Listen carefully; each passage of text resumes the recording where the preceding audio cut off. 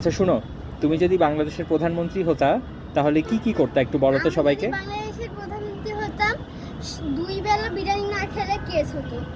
আর আর হলো এক সেকেন্ডেরও কম মোবাইল দেখা যাবে না। ওকে, আর হলো আমাদের সারাদিন ভাত খাওয়া যাবে না, প্রতিবেলা একটা একটা করে চকলেট খেতে হবে ভাতের পরে আর আইসক্রিম।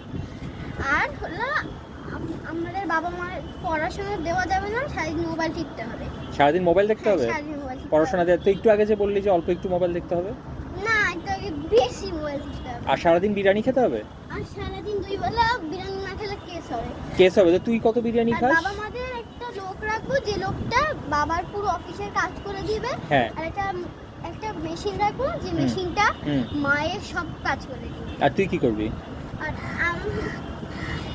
আমি করবো যাদের যাদের বোন আছে, যাদের বোন নাই, তাদেরকে একটা মেশিনের বোন বানাই দিই। এটা তো ঘরের কথা বললি, দেশের জন্য কি করবি?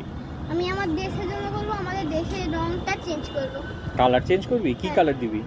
দেশের রংটা হবে পিঙ্ক আর পার্পল আর গোল্ডেন। এখন দেশের কালার কি আছে? Red and green. Red and green. Green. তুই ফ্ল্যাগের কালার চেঞ্জ করে দিবি? আল্লাহ, আর কি? আর কিছু? আর এই দেশের নাম বাংলাদেশ থেকে মাই দেশ। কি দেশ? মাই দেশ। মাই দেশ? মাই দেশ। মাই দেশ মানে কি? মাই দেশ আমার দেশ। আচ্ছা বুঝছি, টাটা বলো সবাইকে। Thank for watching.